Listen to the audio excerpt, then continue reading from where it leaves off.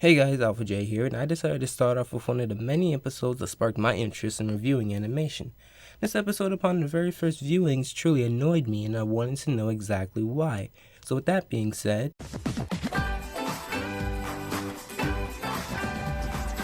this show is visually and comically impressive, providing clever stories and jokes with a mixture of 2D and 3D animation, combined with stop motion and claymation. But even a fantastic cartoon like this can have a few not-so-good episodes. Take The Sweater, for example. This episode's title card foreshadows the music we would hear later on. The episode starts out with Gumball and Darwin walking towards the principal's office, worried about what they might have been called down for. No, your conscience is pretty clean. This episode has a pretty good start and supplies a lot of opening jokes, like so. Video games, rap music, television, the internet, advertising making us want stuff that your generation shoved down our throats so you can get even richer. Who is the real culprit? The victim of your corrupt society, or the man that could have done something but let it happen? I called you in because I thought you wouldn't mind showing Sarah around the school. Now we meet Sarah. In the episodes where she plays a major role and she hijacks the plot and becomes very unlikable. As Gumball and Darwin show Sarah around the school, Sarah states that all the girls from her former school used to talk about how hardcore the duo are. I could question this. I'm so shaken on Darwin's arms. Plus, them being hardcore isn't the problem. As tempted as I am to live this lie, it'll save us the guaranteed shame of being outed later on if I just tell you right now that we are absolutely not hardcore. Remember this, it's going to put a lot of this episode into perspective. As Gumball and Darwin exit school, we meet plot device number 1 and 2. No, I did not write their names anywhere in this script because it doesn't matter and you'll most likely never see them again. As they watch Sarah outside stalking the two, a man appears at the front door and is a teacher of Sarah's former school, Ridgewood High. That's right.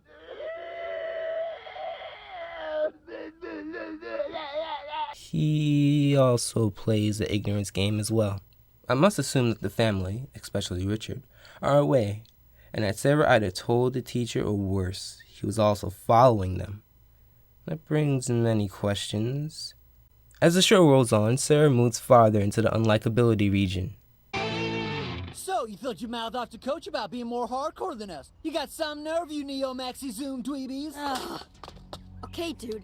Firstly, that's not what happened. And secondly, I don't even know about it. It was like 2 minutes ago. Sarah told us.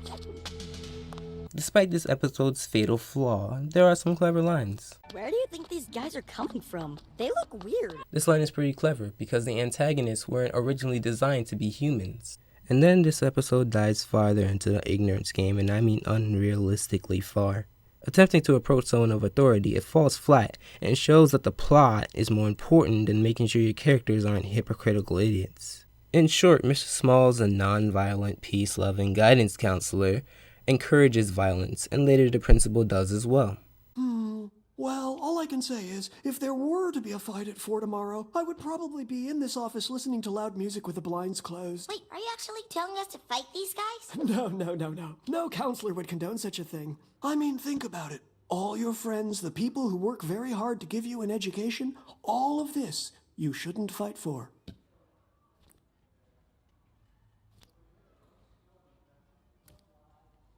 I think we'll take this further up the chain of command. I do have to admit, their reactions are funny, but in a bittersweet way. Gumball and Darwin basically repeat what I said, showing that they know what's wrong with the plot, and it goes downhill from here. I've heard you're gonna sacrifice yourself to save the school. I know it's heroic and selfless and kind of attractive. Listen to your heart. What does it say? It says I have to fight. Now we get to that moment, the fight, and I use that term very loosely. Even though it isn't a real fight, they did not know that, and thus were convinced that Sarah initiated, instigated, and intensified a physical fight that no one cared to help. Nice way to show Sarah's true colors. Apparently, this episode is a large reference to the Karate Kid, and a great example of why you shouldn't shape the plot to the reference. So after not caring and letting the two plot devices win, their coach starts the plot himself. There's something wrong here. They're planning something. But what, Coach? I don't know, but the best defense is attack. Break him. What do you mean? I mean, if an opponent cannot run, he cannot win. But there's only 1 point left. I think I can win. You don't think! You do what you're told!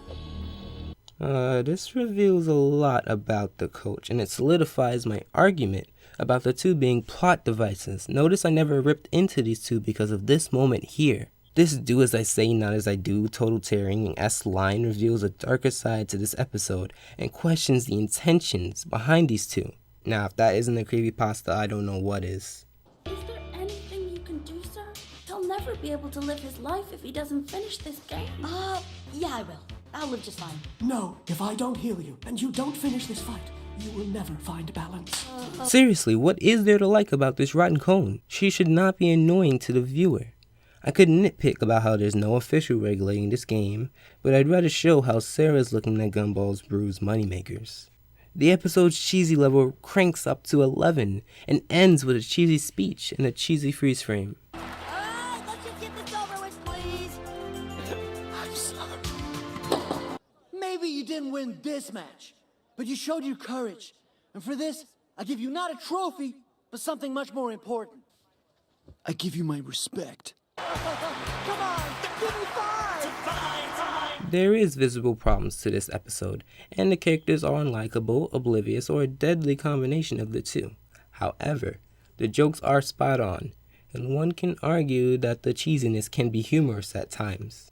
There is little to no filler, animation is solid for the most part, and the music is cleverly placed throughout. And even though the personality of these two are as sophisticated as wet cardboard, they are designed well, although I'm not too crazy about the lip syncing. Even without taking this episode too seriously, the tone is still uneasy and the plot is confusing. Usually Gumball and Darwin do wrong in their own merit, but Sarah, the two wet cardboards, and possibly psychotic coach hijacked the episode. Now with saying this, I don't believe the episode was truly implying anything bad, but it's a special kind of lighthearted fun that is really flimsy and foolish once observed closer. Everyone is ignorant, oblivious, or both, and it becomes annoying for two major reasons. One, it's a sloppy and blatant excuse to move the plot, and two, there's no reason for the episode to play this card. We can hear them clearly. Take SpongeBob's jellyfishing episode, for example. We cannot hear Squidward, so the plot makes a bit more sense. Wrapping up, this episode would have been much better with a recurring character playing the role of the antagonist, because with one-off characters with such a major role, you have to develop their personality, show their intentions, and keep them relevant to the plot in the 11 minutes for it not to be useless. Although it isn't as bad as I thought it would be, looking deep into it, it's pretty solid. Hey guys, Alpha J here, and this was my very first YouTube episode. I put a lot of work into editing and recording for you guys. So if you can please let me know how I did in the comment section below, I would really appreciate that. And if you really like my content so far, don't be afraid to subscribe. I hope your time was well spent, and cue the music!